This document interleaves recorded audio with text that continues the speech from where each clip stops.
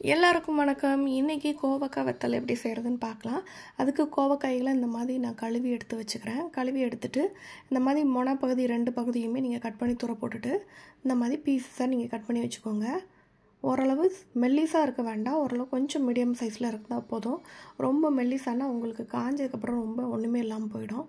So இந்த அளவுக்கு நீங்கள் கட் பண்ணி வச்சுக்கோங்க. இதெல்லாம் தனியாக கட் பண்ணி எடுத்துக்கலாம். கட் பண்ணி எடுத்ததுக்கப்புறமா ஒரு பவுலுக்கு அதை மாற்றிட்டு தேவையான அளவு உப்பு சேர்த்துக்கோங்க. இந்த காய்க்கு தகுந்த மாதிரி உப்பு, கொஞ்சமாக மஞ்சள் தூள், அப்புறமா கொஞ்சமாக மிளகாய்த்தூள். மஞ்சள் தூள் மிளகாய்த்தூள் தேவைன்னா போட்டுக்கோங்க, இது ஆப்ஷனல் தான். நான் கொஞ்சம் மஞ்சளும் காரமும் அதில் போட்டால் கொஞ்சம் நல்லா இருக்குங்கிறதுனால நான் போட்டிருக்கிறேன். போட்டுட்டு தேவையான அளவு உப்பு எல்லாம் சேர்த்துட்டு இப்போ இது எல்லாத்தையும் ஒன்று போல் சேர்த்து குலுக்கி விடுங்க. இந்த மாதிரி குலுக்கிறப்போ ஈவனாக காரம் உப்பு எல்லா காய்களையும் ஈவனாக ஸ்ப்ரெட் ஆயிரும். இப்போ அங்கங்கே இருக்கிற காயெல்லாம் ஒன்று போல் ஈவனாக எடுத்து விட்டுட்டு இதில் மோர் கரைசல், நான் மோர் நல்லா தயிரை நல்லா மோராக அடித்து வச்சுருக்கிறேன். அந்த மோரை இதில் அப்படியே ஊற்றிட்டு இதை ஓரளவு மூழ்கிற அளவுக்கு, அதாவது ரொம்ப தழும்பு நீங்கள் ஊற்ற வேண்டாம், ஓரளவு மூழ்கிற அளவுக்கு ஊற்றினா போதும். ஏன்னா இதில் அதிகமாக நீங்கள் மோர் மிளகா மாதிரி திருப்பி ரொம்ப நீங்கள் மோர் விட்டு அதில் ஊற வச்சு பண்ணிங்க அப்படின்னா டேஸ்ட் கொஞ்சம் புளிச்ச மாதிரி ஆகிடும்.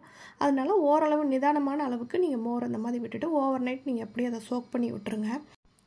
இதுவுமே நம்ம அந்த மோர் மிளகா பண்ணோம் இல்லையா, அந்த ப்ராசஸ் மாதிரியே தான். நீங்கள் நைட்டு ஃபுல்லாக மோரில் ஊற வைக்கணும், மறுநாள் காலையில் நீங்கள் எடுத்து அதை வெயிலில் காய வைக்கணும். அந்த மாதிரி தான். இப்போ பாருங்கள், நைட்டு ஃபுல்லாக இது ஊறிடுச்சு. ஊறினதுக்கப்புறமா இதை எடுத்து ஒரு தட்டில் இந்த மாதிரி தனித்தனியாக எடுத்து ஸ்ப்ரெட் பண்ணி போட்டுருங்க. தனித்தனியாக போடல அப்படின்னா ஒன்றோட ஒன்றா ஒட்டிக்கும், சட்டுன்னு காயாது. அதனால் இந்த மாதிரி தனித்தனியாக போட்டுட்டு ஈவினிங் பார்த்தீங்கன்னா அதோட பிடிச்சிக்கும். ஸோ அதனால் நீங்கள் லைட்டாக அந்த மாதிரி பிச்சு எடுத்துகிட்டு திருப்பி அந்த மோர் கரைசல்லையும் நீங்கள் போட்டுருங்க. இன்றைக்கி நைட்டு ஃபுல்லாகவே திருப்பி அந்த மோர் கரைசல்லே இது கிடக்கும்.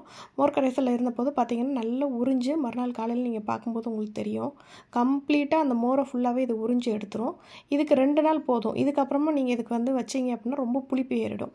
அதனால் இந்த மாதிரி திருப்பியும் மறுநாள் காலையில் இந்த தட்டில் அதை ஸ்ப்ரெட் பண்ணி விட்டுட்டு நல்லா வெயிலில் காய வச்சிடலாம். அதுக்கப்புறமா மறுபடியும் நீங்கள் மோர் கரைசலில் போட வேண்டாம். இதை ஒரு 2 நாளுக்கு நீங்கள் நல்ல வெயிலில் வச்சு எடுத்திங்கன்னா இந்த மாதிரி நல்லா காஞ்சிரும். பார்த்தீங்கன்னா தெரியும் உங்களுக்கு எப்படி இருக்குன்னு. இப்போ நீங்கள் அதை பொரித்து சாப்பிட்ற வேண்டியதாங்க. இந்த மாதிரி மோரில் போட்டு வைக்கிறது ஒரு மெத்தடு. மோர் இல்லாமல் நீங்கள் இன்னொரு மெத்தடில் கூட செய்யலாம்.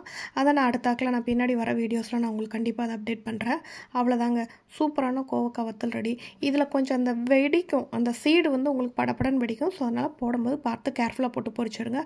ஆனால் டேஸ்ட்டு அல்டிமேட்டாக இருக்குங்க. மறக்காமல் ட்ரை பண்ணி பாருங்கள். தேங்க்ஸ் ஃபார் வாட்சிங்.